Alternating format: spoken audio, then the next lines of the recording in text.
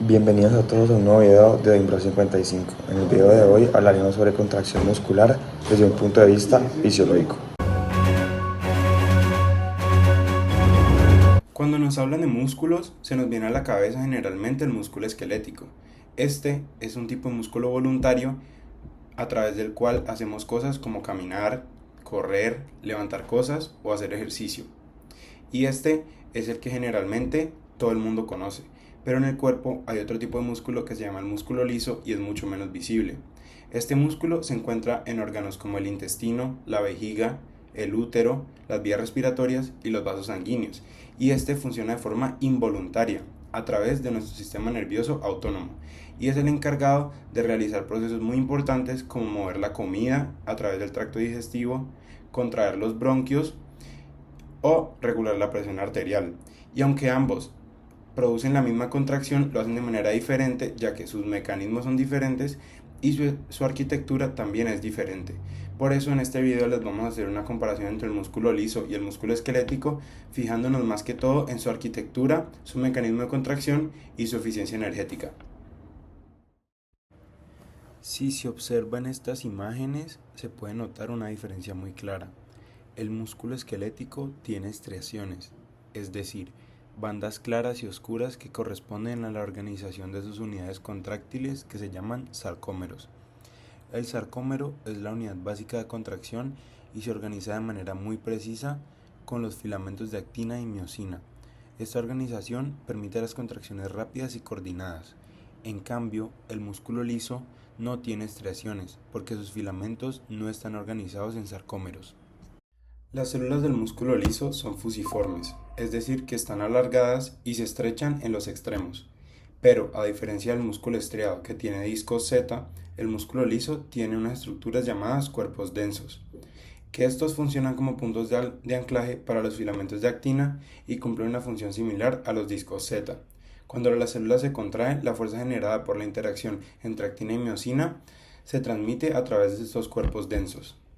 Otra diferencia importante es la organización de los filamentos contráctiles. En el músculo esquelético, los filamentos están alineados de forma paralela y en una sola dirección, mientras que en el músculo liso forman una red que permite que las células se contraigan en múltiples direcciones, que es muy útil en órganos como el intestino o los vasos sanguíneos. El músculo liso también tiene unas estructuras llamadas caveolas, que son pequeñas invaginaciones de la membrana celular. Estas estructuras participan en la señalización celular y ayudan a regular la entrada de calcio a la célula, ya que este es un ion fundamental para la contracción muscular. También existen diferencias importantes en la forma en que estos músculos reciben señales nerviosas. Primero, el músculo esquelético tiene una unión neuromuscular muy bien definida, donde una neurona motora estimula directamente una fibra muscular. En cambio, el músculo liso recibe señales de varicosidades nerviosas que liberan neurotransmisores sobre varias células al mismo tiempo. Para que cualquier músculo se contraiga, primero debe ocurrir un proceso llamado acople, excitación, contracción. Este proceso consiste en transformar una señal eléctrica o química en una contracción mecánica. En el músculo esquelético, este proceso depende de una proteína que se llama la troponina. En esta imagen podemos ver que cuando el calcio es liberado desde el retículo sarcoplasmático, se va a unir a la troponina C. Esto va a producir un cambio en la composición de la tropemiosina, que normalmente bloquea los sitios de unión entre la actina y la miosina. Al desplazarse la tropemiosina y la miosina pueden unirse a la actina y ahí debe ser el ciclo de la contracción. Sin embargo, el músculo liso no tiene troponina, por lo que utiliza un mecanismo completamente diferente. Como había dicho anteriormente, el músculo liso no tiene troponina, sino que en el músculo liso el calcio se va a unir a una proteína llamada la calmodulina. Cuando el calcio se une a la calmodulina, se forma un complejo llamado calcio-calmodulina. Este complejo activa una enzima muy importante llamada la MLSK, que significa Myosin Light Chain Kinase. La MLSK fosforila la cadena ligera de la miosina. Esta fosforilación activa la miosina y permite que interactúe con la actina, generando la contracción.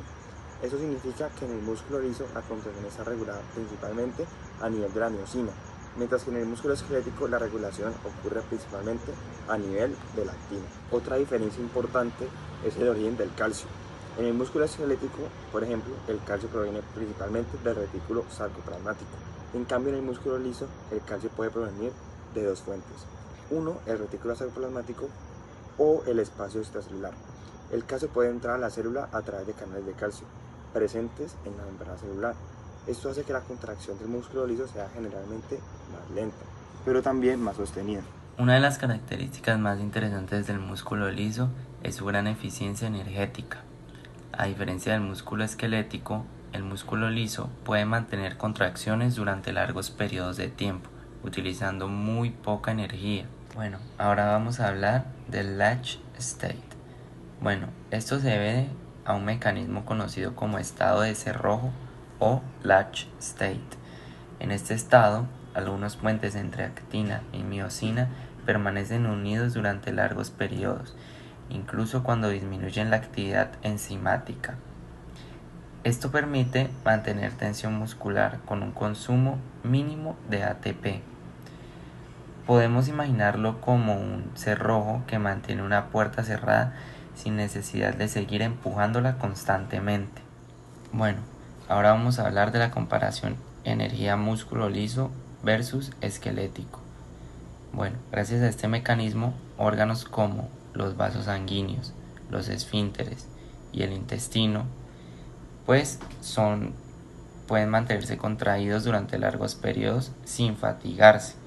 En contraste, el músculo esquelético produce contracciones rápidas y potentes, pero se fatiga más fácilmente. En cambio, el músculo cardíaco también evita la fatiga, pero lo hace mediante otros mecanismos. Tiene una gran cantidad de mitocondrias y un metabolismo aeróbico altamente eficiente. En conclusión, aunque tanto el músculo esquelético como el músculo liso producen contracción, cada uno está diseñado para cumplir funciones muy diferentes.